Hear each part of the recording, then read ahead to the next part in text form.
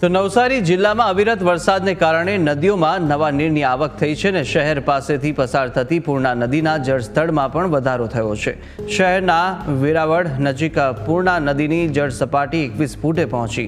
પૂર્ણા નદીની ભયજનક સપાટી 23 ફૂટની છે અને પૂર્ણાની સપાટીમાં 2 કલાકમાં 2 ફૂટનો વધારો થતાં તંત્ર એલર્ટ થયું છે। જિલ્લા વહીવટી તંત્ર દ્વારા નીચાણવાળા વિસ્તારોને સાવચેત કરાયા છે, તો લોક સલામતી માટે વહીવટી તંત્રને સહયોગ આપવા માટે પણ અપીલ કરવામાં આવી છે। ગત મોડી રાતથી સતત નવસારી જિલ્લા અને ઉપરવાસના ડાંગ જિલ્લામાં પડી રહેલા વરસાદને પગલે નવસારી જિલ્લાની લોક માતાઓમાં ઘોડાપૂરની પરિસ્થિતિનું નિર્માણ થયું છે। તમે આ દ્રશ્યો જોઈ રહ્યા છો એ નવસારી શહેર નજીકથી પસાર થતી પૂર્ણા નદીના છે।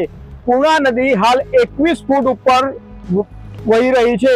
23 ફૂટ એ એની ભયજનક સપાટીથી માત્ર 2 ફૂટ નીચે વહી રહી છે અને સતત ઉપરવાસમાં જે ડાંગ જિલ્લાના સુબીર આહવા તાલુકાઓમાં પડતો વરસાદનું સીધું પાણી આ અંબિકા નદી અને સીધું પૂર્ણા નદીમાં આવે છે। પૂર્ણા નદી હાલ 21 ફૂટ ઉપર વહી રહી છે અને હાલ પણ સતત વરસાદ ચાલુ છે, જેને પગલે નવસારી શહેરના જે નીચાણવાળા વિસ્તારો છે તેને એલર્ટ કરવામાં આવ્યા છે।